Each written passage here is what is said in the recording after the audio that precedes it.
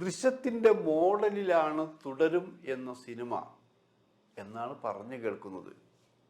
അത് അവിടെയായി ഒരു സസ്പെൻസ് ഉണ്ടായിരിക്കും.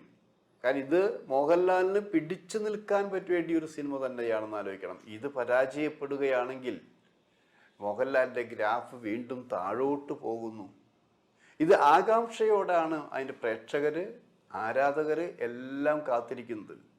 ഇവർക്ക് മാത്രമല്ല, ലാലിനെ സ്നേഹിക്കുന്നവർക്കും ചങ്കടിപ്പ് തുടങ്ങി എന്ന് ആലോചിക്കണം. വീണിട്ടില്ലെങ്കിലും കുറച്ചും കൂടി അഹങ്കാരത്തോടെ തന്നെയാണ് മമ്മൂട്ടിയുടെ ഫാൻസും മറ്റുള്ളവരും മമ്മൂട്ടി സിനിമ ഡൊമിനിക്കിനെ കാത്തിരിക്കുന്നത്. ഡൊമിനിക്കിനെ കുറിച്ച് പറയുമ്പോൾ അതൊരു കോമഡി സൈഡിലെ സസ്പെൻസ് ത്രില്ലറൊക്കെ എന്നാണ് പറയുന്നത്. അങ്ങനെ അല്ല എന്നാണ് അണിയറയിൽ നിന്ന് മനസ്സിലാക്കാനും കഴിഞ്ഞത്.